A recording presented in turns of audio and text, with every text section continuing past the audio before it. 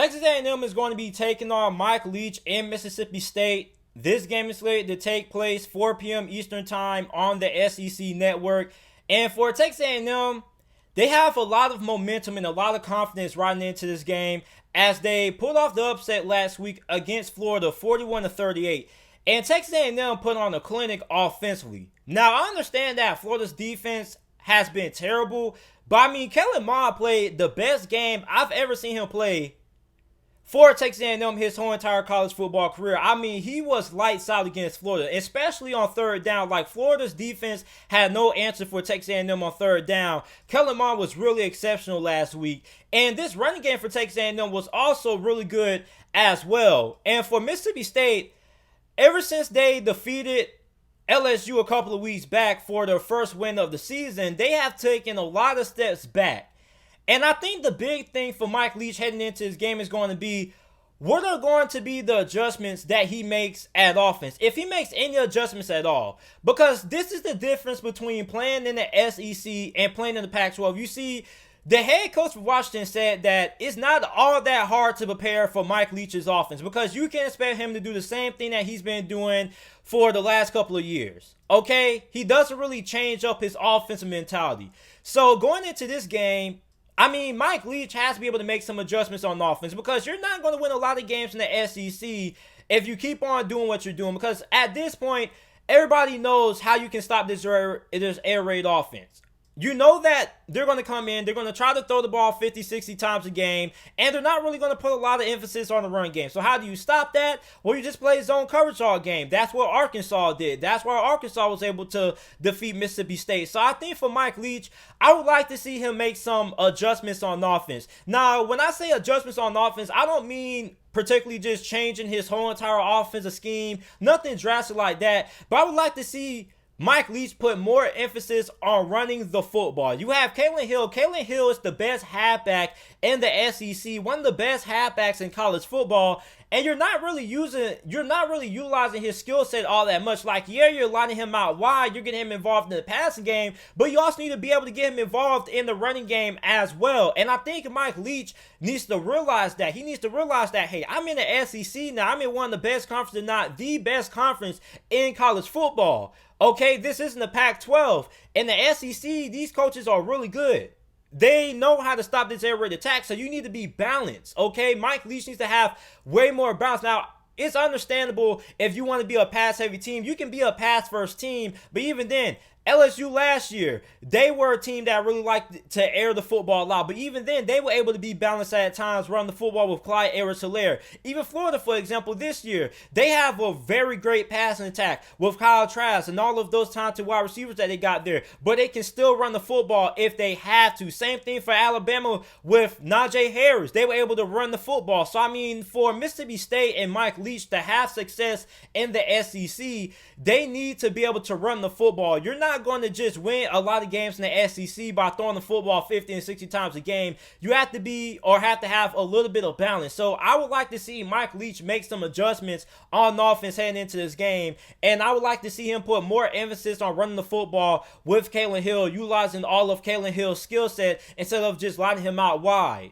So another thing is going to be, can Mississippi State stop the run game? Because Texas A&M, in my opinion, regardless of what the stats may show, I think Texas A&M has one of the best rushing attacks in all of college football. Now, they may not be top 10 or top 5 in rushing yards per game or whatever. I don't really care about the stats. Based on what I've seen out of Texas A&M in the first couple of games this season, I think that they are really good running the football. They showed it last week against Florida, and I think there is a good possibility that they could show it this week against Mississippi State.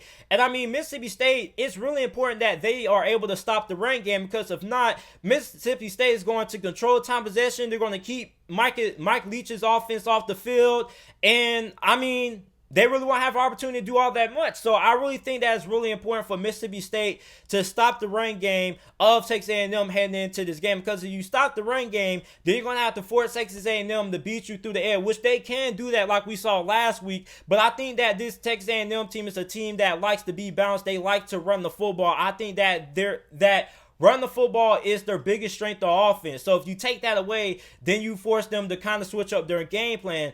Now, for Texas A&M, it's going to be, how are you going to handle this air raid? Because you have to be able to get pressure on KJ Costello.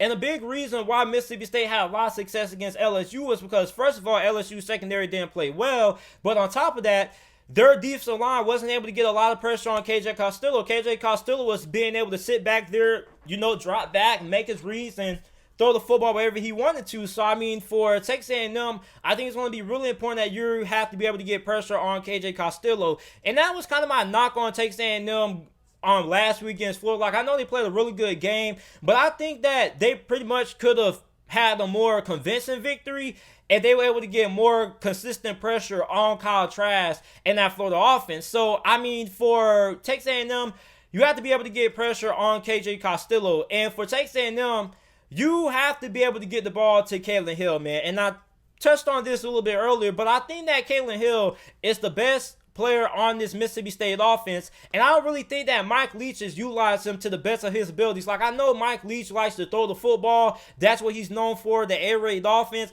But when you have a player like Kalen Hill, you can afford to switch up the philosophy of your offense just a little bit. I think Kalen Hill needs to at least have 15 or 16 rushing attempts every single game for Mississippi State, okay? And Mike Leach needs to make sure that's able to happen, because you just can't utilize Kalen Hill by lining him out wide and things like that.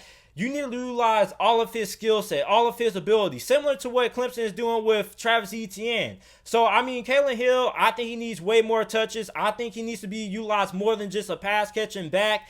And Mike Leach's system, I think Mike Leach needs to run him way more than what he has been doing so far. And for A&M, you have to be able to stop Kalen Hill, because Kalen Hill is the best person on this Mississippi State offense, and they're going to want to try to get him the ball a lot by throwing him the football or handing it off to him. So you need to be able to stop him. So ultimately, I'm taking A&M with the victory. I think that Mississippi State could pull off the upset, but I mean, I'm taking Texas A&M because I don't really think that Texas A&M is going to have all that difficulty struggling to stop this Mississippi State air raid offense. Now, even though they did struggle defensively against Florida, Florida is different from Mike Leach, because Florida is balanced. They're just not a one-trick pony. Like, they just want to throw the ball 50, 60 times a game. Like, they can run the football if they need to, but Mike Leach doesn't really put a lot of emphasis on running the football all that much. He's not really all that balanced. So, I mean, for Texas A&M, if you're just able to play zone coverage and replicate what Arkansas was able to do,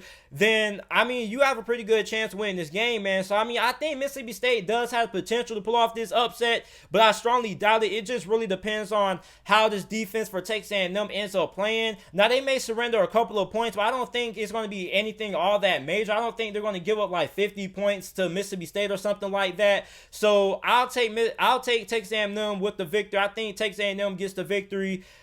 41-31 is my final score prediction in this game. I'm taking Texas A&M.